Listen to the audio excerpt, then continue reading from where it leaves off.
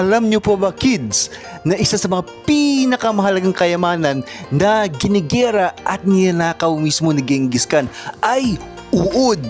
Yes, uod po. Dahil po sa mahirap ang climate sa Mongolia at lagi pong gumigera ang mga Mongolians, ginagamit po nila ang mga uod. Paano po mabilis na gumagaling po ang mga Mongolians? Simple lang po.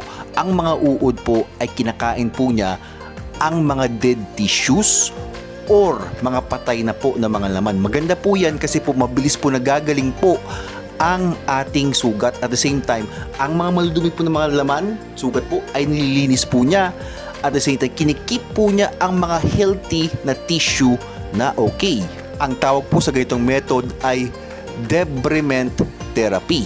Huwag po kayo mag-alala kasi hanggang ngayon ginagamit po itong ganitong klaseng panggagamot, lalong-lalo na po sa mga tao na diabetic or mga tao po na hindi na po ganong mabilis na gumagaling po. At yes, nakakaligtas po ito ng mga buhay hanggang ngayon. Pero wag po ninyo ito gagayahin sa ibang. Only mga doktor lang po ang pwede po gumawa ng mga ganito kasi po sterilize po ang mga maggots o mga uod na ginagamit po nila. Hindi po basta-basta na pag may uod, malinis na po yan. Again, leave everything to the expert. Ika nga, lamang po ang may alam. For more knowledge and information, please visit po sa aking website. Again, hello po kay Uncle Hikikomori. Great! But the medical use of maggots, known as debridement therapy, has been around for a long time. Legend has it that Genghis Khan went marauding across Asia with a wagon load of maggots to help his injured soldiers. Their wounds would be stuffed with the maggots who would feast on their flesh. Not the living tissue, but on the dead and decaying tissue that surrounds these wounds.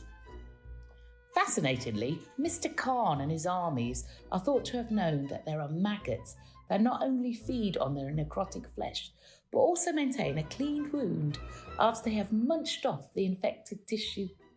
And you know what? The Mongols were not the only ones. Evidence exists from the ancient Aboriginal Nyampa tribe of New South Wales and Australia, the Hill people of northern Myanmar, and the Mayans of Central America.